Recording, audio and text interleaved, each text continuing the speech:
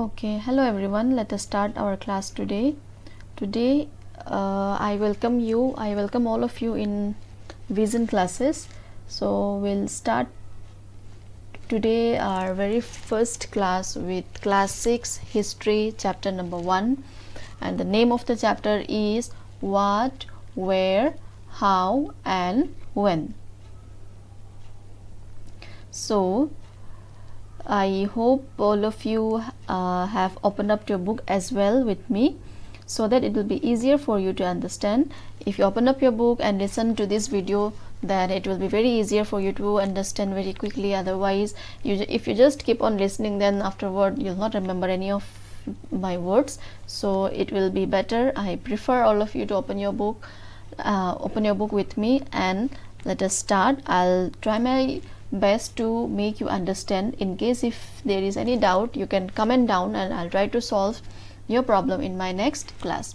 Okay, so let us start. So this is the very first chapter, what, where, how and when. See, in this chapter, let me first highlight what we are going to learn is that we are going to learn about history. How do we came to know about history, how we came to know about what happened very long ago, thousands and thousands years ago. How do we came to know about all those things, what were the sources, who told us, and why we are studying here right now. So we are going to learn about those things here. Okay, so that's why the chapter here, it starts with a what question, again next where, what happened, where did it happen, how did it happen, and when did it happen. So we'll try to find out what, where, how and when. How do we came to know, okay, how we came to know about all these questions, who have helped us, and what are the sources through which we came to know so many things about our history. Okay, see, this chapter starts with a little girl named Rasheeda. Here you can see her picture. She too is a school going kid, just like all of you. So let us see, let me read out her question first, and after that I'll explain it. Okay, Rasheeda sat reading the newspaper. See, she was reading newspaper. Suddenly her eyes fell on a small headline, 100 years ago. How? She wondered. Could anyone know what had happened so many years ago? See, she has a very good habit of reading newspaper. I hope most of you are also reading the newspaper every morning or whenever you got time. It is good to develop this habit. Okay, so let us come back to Rasheeda here. Rasheeda's question. She was reading a newspaper and suddenly she came across a heading named as 100 years ago. She wondered, how 100 years ago? How could someone remember what happened so many years ago? So let us try to clarify her question. Okay, by as we go on with this chapter, we'll clarify with the answer also. We'll come to know the answer. But how? See, let me give you a little hint. How do we came to know about our history? How do we came what happened 100 years ago or 1000 years ago? How do we know? Can any one of you guess it? See, it is all because of the sources through which we got to know. The sources through which we got to know. Okay, so here we'll see what are the sources. Basically, we are going to see 3 important sources in this chapter. Other you will learn slowly. So first, there is another example. Okay, let us see this as well. There is another example, finding out what happened yesterday. When you are finding out what happened about yesterday, you could listen to radio, watch television, read a newspaper. See, if you want to find out something about yesterday, what can you do? If you don't remember it, you can, if you want to find out about some particular news or anything, you can listen to the radio, or you can watch television, or you can read a newspaper. And what about last year? You can ask somebody who remembers. If you don't remember about any particular event, or when did your annual function happened in your school last year, at which date exactly, many of your friends might remember and you might be asking them. Okay, but what about long ago? Let us see how it can be done. See, but what about long ago, as the question which was been raised by Rasheeda? How could someone know? How could anyone know what had happened so many years ago? So you can know about so many things. Okay, you can know about so many things what had happened. So here with our next topic, let us see what had happened. Okay, what can we know about the past? There are several things we can find out. What people ate, what people ate, the kinds of clothes they wore, the houses in which they lived. We can find out about the lives of hunters, herders, farmers, rulers, merchants, priests, craftsperson, artist, musician, and scientist. See, we can find out. See, there are so many things that we could find out, that we can find out about. Okay, through these sources which I was talking about just now, just before. What people ate, how we'll come to know what people ate 100 years ago. As for now, many of you might be vegetarian, many of you might be non-vegetarian. How can we know people of the ancient times, what do they eat? They might be vegetarian also, they might be non-vegetarian also, we don't know. But by doing various excavation, digging, studies and all, okay, we find out. Through the source we find out what people ate, the kind of clothes they wore. See, the clothes which you are wearing today, the style, and compare the clothes which you used to wear 5 years ago, then do the styles are same? No, isn't it? It changes. So obviously about ancient time also, the designs and all the types of clothes, the fabric, everything might be different. So what they wore, or we don't know whether where they were or not, because in TV, I hope many of you have watch or find out in whenever you watch some movies or cartoons or anything. For example, let me take the example of Tarzan. You will be seeing him wearing lips and around, isn't it, wrapping up lips. So we don't know whether they wore clothes or not. So we'll find out, we can find out. Okay, we will not find out, but we can find out. How? Through the source. And what are the sources? We'll learn in this chapter. The houses in which they live. See, the house where you live today, it is, most of your house are pakka house, made up of a pakka house. Many of you might be having a very big house, many of you might be having a small house or anything. But during that time, they don't have the concept of cement or anything, isn't it? So we don't know whether they had built a pakka house or not, made, because we have also heard people saying that the ancient people lived in jungle. So we don't know whether they are living in house or not. But through evidences we have find out in the Harappan civilization that they were having houses with rooms, with a bathroom also even. Okay, they had a very good system of drainage system and all. You will learn about it slowly. Okay, I'm just giving an example here. So we can find out, okay, about the lives of hunters. See, hunters, this was the main occupation of the ancient people. All right, this was the main occupation of the ancient people. Main occupation, hunter. Why hunter? Because they have to go from place to place for hunting and for eating, isn't it? In order to eat, they have to find out. So they have to do hunting of the animals. Herders. Herders are the person who looked after a group of cattle. All right, cattle or goat. Herders. And how did they become herders? From hunters, how did they become hunters? The journey. Okay, we'll see the journey as well, from hunters to herders. And again, from herders, herders and farmers, it happened mostly on the same time. Okay, farmers, again they were rulers slowly, the kings, isn't it? The king, queen, the kingdom and all rulers. Merchants, those who are doing trade, means those who are involved in business, markets. Okay, priest, the one who, pandit, isn't it? If you say in simple language, pandit, or of church you can say father. Or craft person, the designer, you can say. Okay, craft person, the artisan who used to make the designs. See, if you see the Mughal period, I hope you have seen in movie also, you can see there are so many very impressive designs, isn't it? So all these were done by the craft person, by the artist who have painted there, who have painted masterpiece paintings and all. Okay, musicians during those time, and even scientists also. Okay, so we can find out about the games children played, the stories they heard, the plays they saw, the songs they sang. So we can also find out about the games which the children used to play, and the stories they used to hear, or whatever the song they used to sing. See, if you compare the game which you have today, you have so many games in your phone itself, isn't it, in your parents' phone itself. Many of you might be having your own phone also these days, and you have so many indoor game and outdoor game as well, isn't it? But during those time they don't have phone or anything, they used to play with one another, and we don't know whether they play football, whether they have a ball to play with it, whether they play cricket or badminton. I don't think they had all these privileges as you kid have these days. So we can find out about from the evidence only, okay, like what kind of game they might have played. We cannot say exactly, but we always have some clue. We can get some clue, or we can get some idea about it.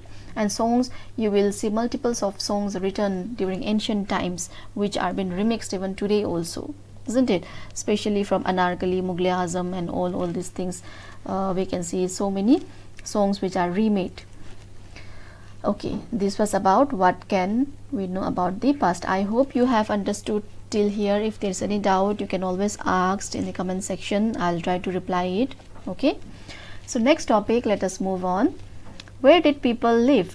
Where did people live? See, we are talking about ancient people, and we are saying that, okay, yes, they are ancient time, they are living in forest, in this area, in that area. But can you imagine, can you think, just like we cannot live without water, these people, these ancient people are also human just like us, isn't it? So they also need water. So where do they live? So here first we are going to find the river Narmada. See, you can find out in the map which is in the next page. See, let us first see here. Okay, it is loading. See here, the Narmada river. See, first we will talk about this river. Okay, again second, let me mark it out. Okay, you can also see, so it will be easier when we read out the para there. Second, we will talking about the Ketar hills here, Suleiman area. Okay, this here, and the Garo hills, we will talk about this Garo hills. Okay, where the agriculture was been first found. And again there we'll again talk about this Vindhyas, okay, which is in the central part. So see, this Narmada river is also in the central part of India, isn't it? Subcontinent, we will have to say subcontinent, because here this map is about this map is before the partition time. Okay, it was not the latest map which we have today. It was all combined, Pakistan, Nepal, everything was combined, Bangladesh, everything was a part of India. So it was known as a subcontinent, okay, as it was everything part. But now it has been divided, everything was divided. So that's why we can say only India map. But here in this map which we are going to see, this is a subcontinent where Nepal, Pakistan, Bangladesh, everything was combined before with the Indian country, the India country. Okay, see, so we have find out the Narmada river, it is in the central, isn't it? Central place, center of the country. So people have lived along the banks of this river for several 100,000 years. See, banks of the river. See, we are not talking about the banks which we have now, the from where you can get money and all. Here, banks of the river. Banks, river means the edges, along the edges of the rivers. ED. Okay, these the edges of the river.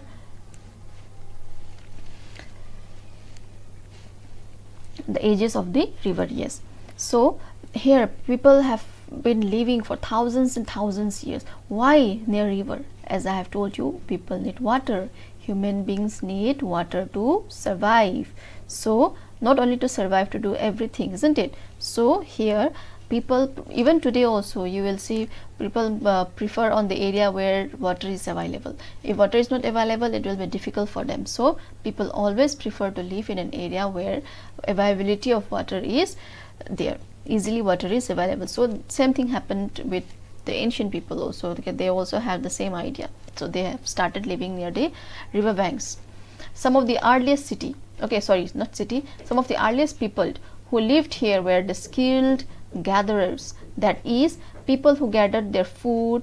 They knew about the vast wealth of plants in the surrounding forest and collected roots, fruits and other forest produce for their food. See, people who are living here were the skill gatherers. See, of course they will be skill gatherers because they do not go to office like today's parents or today's people, isn't it? So they, in order to live, in order to survive, they need to eat. So for that, after hunting for several and thousands years, they become very skilled, and they came to know, they started having the knowledge about their surrounding, about the wealth. About the wealth here doesn't mean the money. Okay, they don't have money during those time.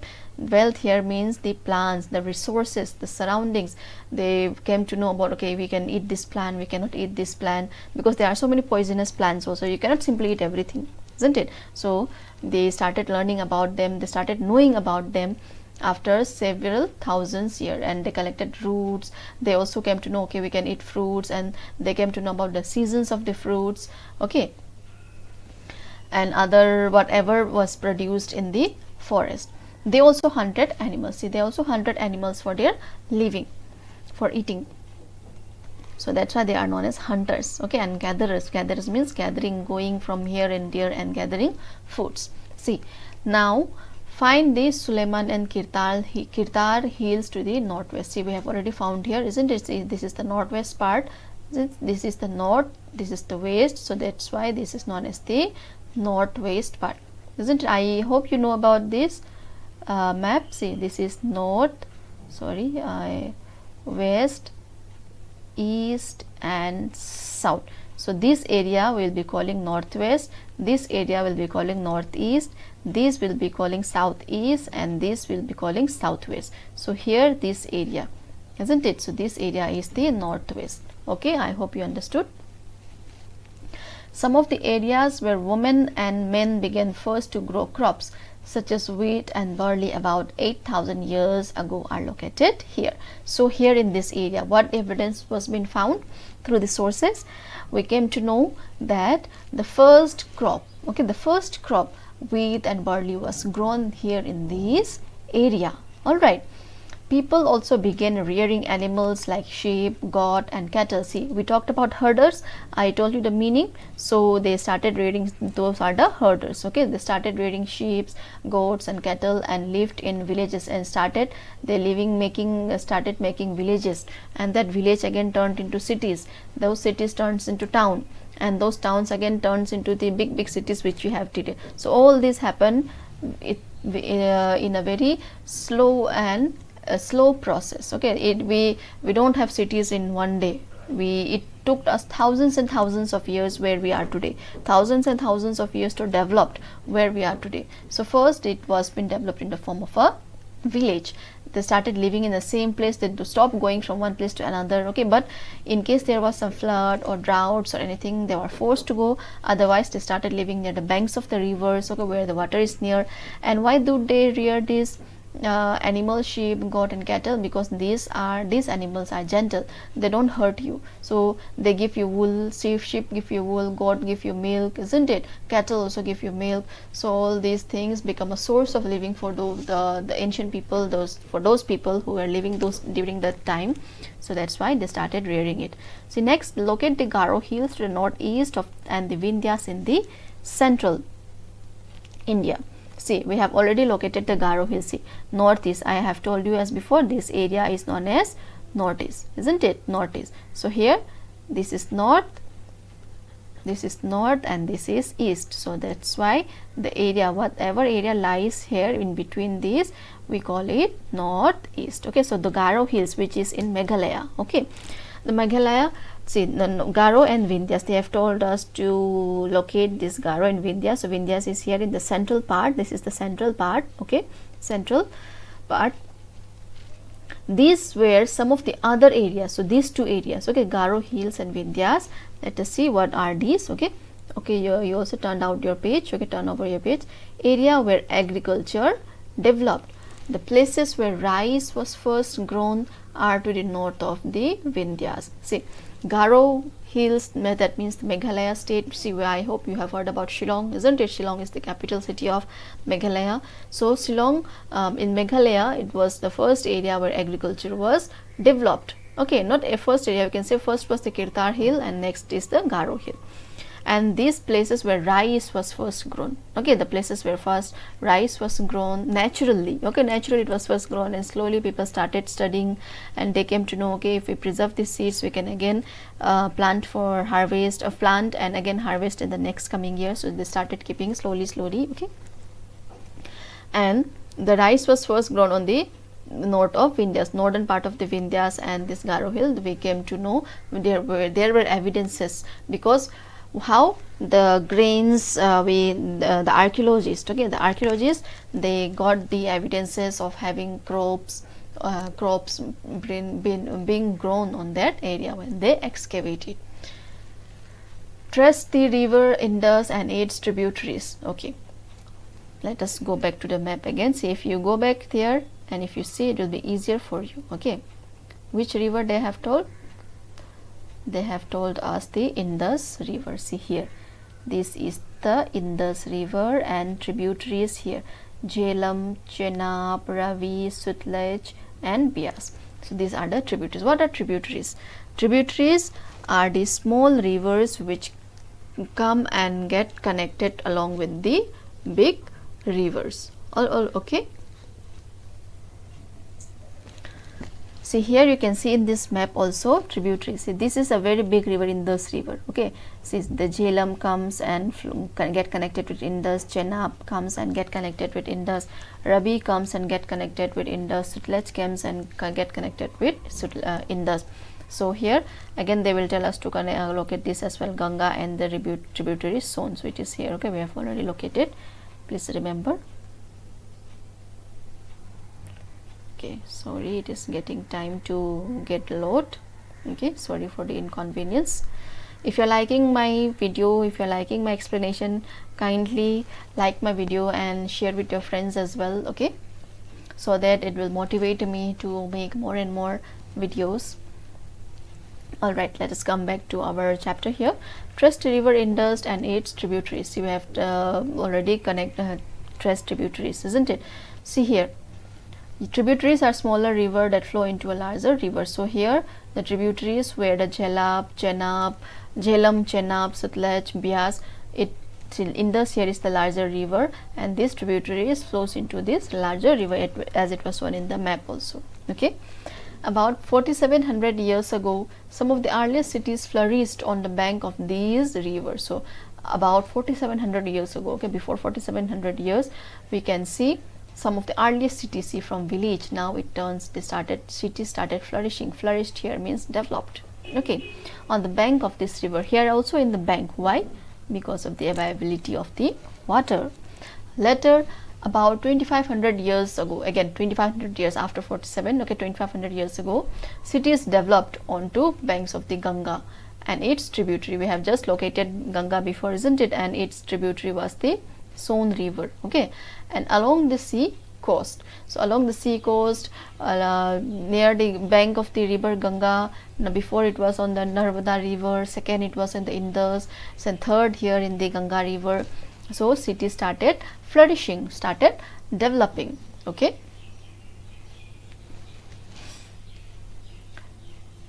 okay, we'll do till here for today's class. I'll again continue in my next class. Okay, thank you all of you for listening, and if you like my video, please like and subscribe it.